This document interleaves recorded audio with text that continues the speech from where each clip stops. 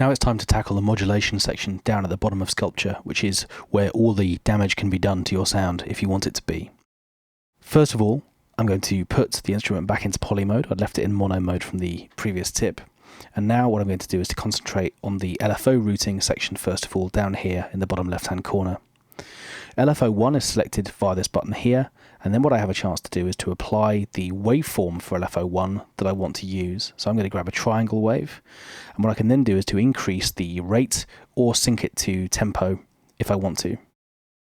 The way that the LFOs work is that they can target two specific parameters each. So LFO1 can affect two separate parameters, and I can control the amount of effect that LFO1 will have over those two parameters separately.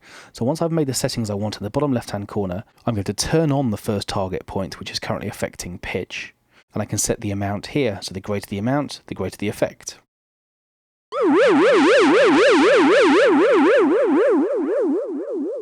So you can clearly hear that pitch wobble. I'm just going to adjust the volume a little bit here as well, so that things don't get too out of hand. Let's rein that back a little bit. And a little bit further. And now let's change the waveform. Here's a sample and hold.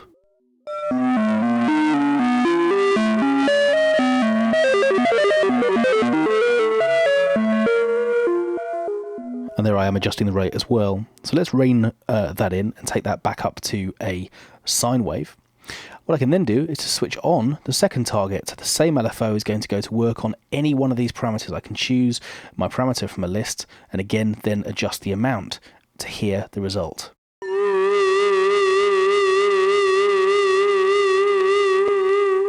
So that's now going to be controlling the object 1 position.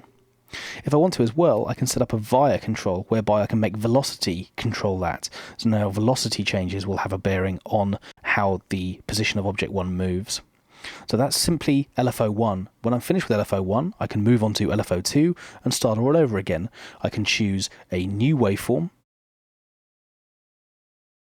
select the speed, the amount, the envelope, the curve, all of those dials, and then I can pick my two targets which are going to be controlled. So here's the string stiffness, and I can then go through the list again at target 2 and pick a parameter that I might want to choose there as well before setting the amounts. So that's two separate LFOs. However, if it is vibrato effects that I want, i.e. an LFO routed to pitch, there is a dedicated vibrato module which will achieve precisely that. So this is a sort of third LFO, if you like, dedicated to vibrato. Again, I could synchronize this to tempo, choose a waveform for it, and pick the amount of pitch wobble that I want. So I don't need to tie up my LFOs by creating a vibrato effect. I can simply do it in the dedicated vibrato window.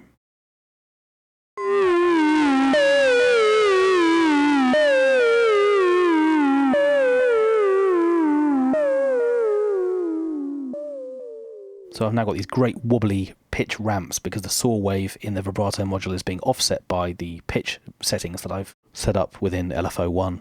And usefully, Sculpture has coloured LFO1, LFO2 and vibrato in blue to show me at a glance that those modules are active.